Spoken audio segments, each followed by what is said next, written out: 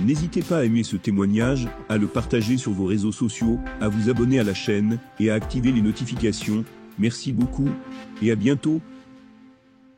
Comme je l'ai dit à plusieurs reprises, ce que j'ai ressenti, c'est un grand amour et une acceptation totale.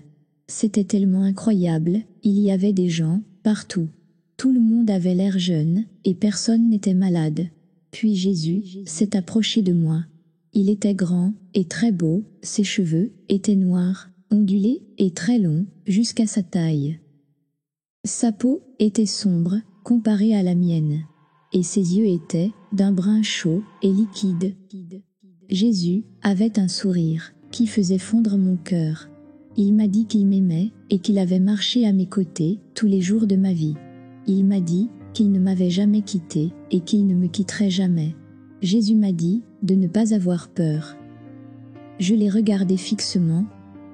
Je ne pouvais même pas parler, tellement il était beau. Je n'arrivais pas à croire qu'il était mort pour moi. Je suis restée sans voix, alors qu'il me proclamait son amour. Puis, nous nous sommes déplacés vers le bord du jardin, une vallée dans les bois. Je pouvais voir une lumière dorée briller à travers les branches des chênes et des pins. J'ai remarqué des rondins de bois couchés au bord du ruisseau et des petites fleurs éparpillées, ici et là, et des aiguilles de pin étaient éparpillées, ici et là aussi. Je me suis dirigé vers le rondin et je me suis assis, écoutant le bruit de l'eau qui danse sur les rochers. J'ai levé les yeux pour voir un homme assis à l'autre bout du rondin, à côté de moi. L'air était frais et agréable, et je pouvais entendre le doux chant des oiseaux. Cet homme était un dieu, et je pensais. Il avait des cheveux noirs bouclés, une barbe bien soignée, et de beaux yeux bleus, et un sourire heureux. Il mesurait environ 1,85 m, et portait une robe blanche et des sandales. Nous nous sommes assis sur un rondin et avons parlé très longtemps. Il avait un rire merveilleux et des yeux qui brillaient de bonheur. Il est resté silencieux pendant un moment. Puis, il s'est retourné et m'a fait face. Il m'a regardé dans les yeux et m'a demandé d'une voix calme et douce. Que ferais-tu si nous étions seuls? Je l'ai regardé et lui ai demandé. Que veux-tu dire? Il a souri et a été aussi patient avec moi que s'il était un père avec un petit enfant. Et il m'a demandé à nouveau. Que ferais-tu si nous étions seuls? J'ai regardé mes mains sur mes genoux et j'ai réfléchi un moment. Puis, je l'ai regardé et j'ai dit « Je ne comprends pas ». Il m'a expliqué très patiemment, toujours en souriant. Imagine que nous n'avons pas de parents, pas d'enfants, pas de mari, pas d'amis. Il n'y a que toi et moi, personne d'autre. Je secoue la tête et me tais, regardant son beau visage et me sentant soudain un peu intimidée et indigne. J'ai dit « Non, probablement qu'après les premières minutes, je vais t'irriter avec mes questions et mon bavardage, et avec juste toi et moi, je sais que tu ne vas pas beaucoup m'aimer. » Il m'a souri. Il était si patient et aimant. Il était si gentil que le sentiment d'inadéquation disparaissait peu à peu. Puis il s'est levé et m'a fait signe de le suivre. Nous avons marché un peu. Puis, il m'a montré l'univers entier, qui était vide.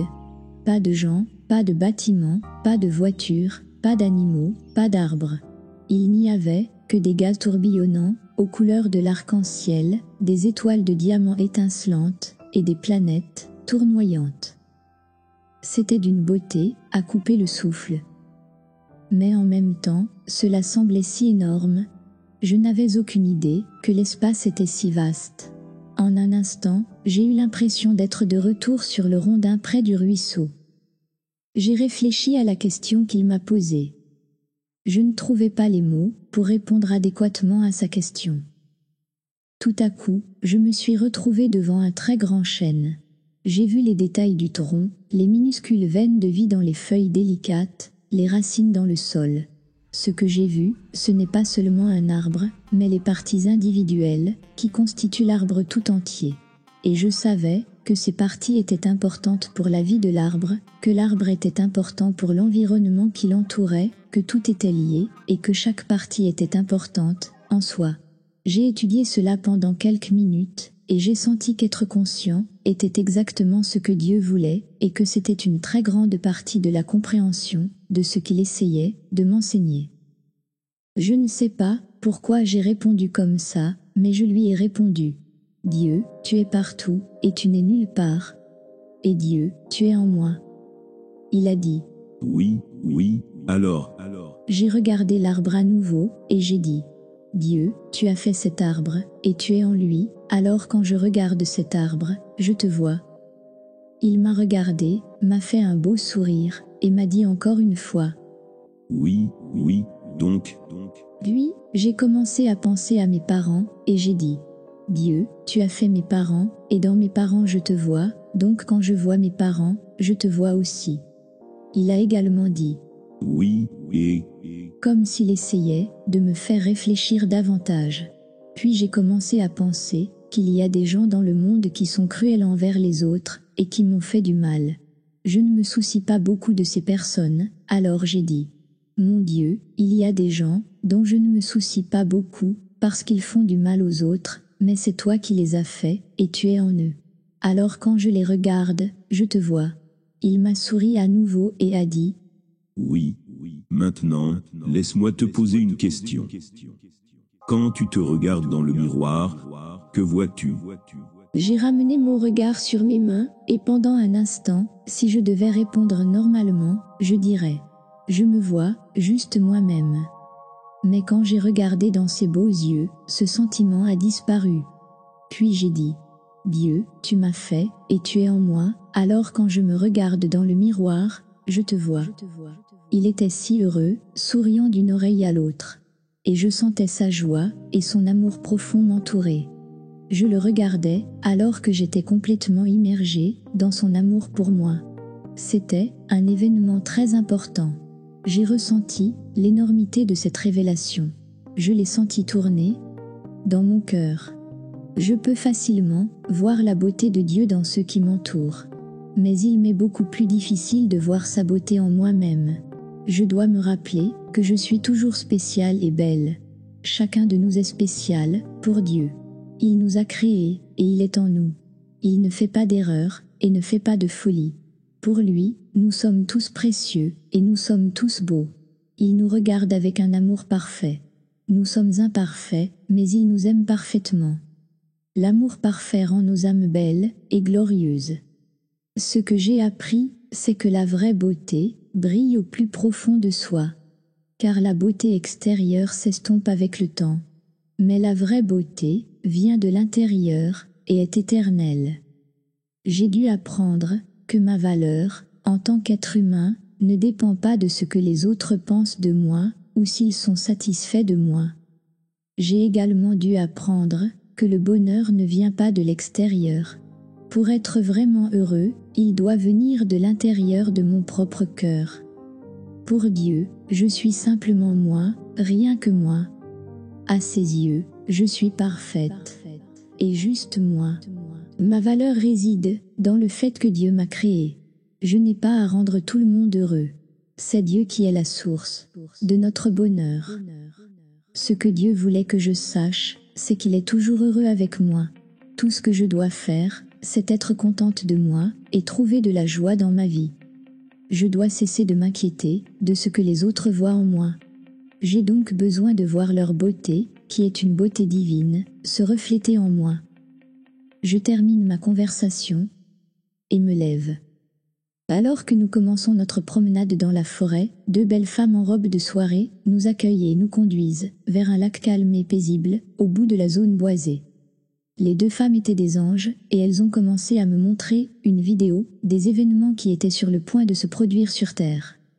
On m'a montré de loin un groupe de personnes qui pensaient être liées à Dieu, mais qui étaient en réalité liées à quelque chose de sombre et de maléfique. Et ce groupe de personnes mène toutes sortes d'attaques horribles contre l'humanité. Ils m'ont également montré l'effondrement de nos institutions financières, ou mieux encore, le fait que notre argent ne vaut que ce qu'il dit sur le papier. On nous a montré des pièces d'argent et d'or que nous utilisons pour acheter des choses. Éventuellement, a-t-il dit, nous reviendrons à un système de troc, comme dans le passé. Il nous a montré de nombreuses catastrophes naturelles, telles que des tremblements de terre, des volcans, des tornades, des tempêtes, et d'énormes vagues d'eau recouvrant la terre. Ils nous ont montré comment nos gouvernements détruisent la paix dans le monde, et combien ils sont corrompus. Dieu et ses anges m'ont fait découvrir les ténèbres qui entourent également ces personnes. Ils m'ont montré les différents gouvernements qui avaient été renversés et les grandes émeutes dans les rues. Lors d'une émeute, ils m'ont montré comment un homme avait jeté quelque chose par la fenêtre d'un magasin et comment le bâtiment voisin était en feu. J'ai aussi entendu des coups de feu. Ils m'ont montré des poches de lumière qui existaient encore dans de petites sections de la ville, appelées refuges. Ces refuges sont situés pour la plupart dans des zones montagneuses. En fait, à ce jour, lorsque ces choses se produisent, je suis encore plus choqué et étonné que quiconque que cela se passe réellement, comme l'ange me l'a montré. Ce n'est que plus tard que je réalise. Ah bon, c'est ce qu'ils m'ont montré.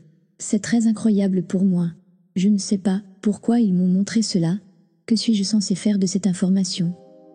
Cependant, il y a des moments où j'ai un éclair d'inspiration provenant de cet énorme bocal de connaissances dont je vous ai parlé dans la première partie de mon témoignage. Souvent, je sais quelque chose, un jour, une semaine ou un mois à l'avance. Et puis, je prie. Tout ce que les anges m'ont montré dans ma NDE à propos des événements futurs se réalise pour le moment. Lorsque l'expérience s'est terminée, j'étais allongé sur le sol dans mon jardin. J'étais juste à côté des escaliers où la foudre avait frappé. J'ai vu mon téléphone portable arraché de ma main et gisant de l'autre côté du patio. Il était tout brûlé et noirci. J'ai également vu des marques de brûlure noire à l'endroit où mes pieds et mes fesses reposaient sur l'escalier.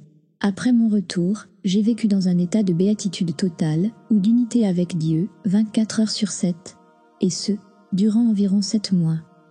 De nombreux amis et connaissances me demandent souvent comment se fait-il que j'ai vu Jésus et qu'il m'ait même aidé dans ma mort, mais que je ne me considère pas comme religieuse. Et pourquoi je ne vais pas à l'église ? Je leur réponds alors que mon église est constituée de toutes les personnes qui sont connectées à Dieu et qui accomplissent la volonté divine, consciemment ou inconsciemment, dans leur vie quotidienne.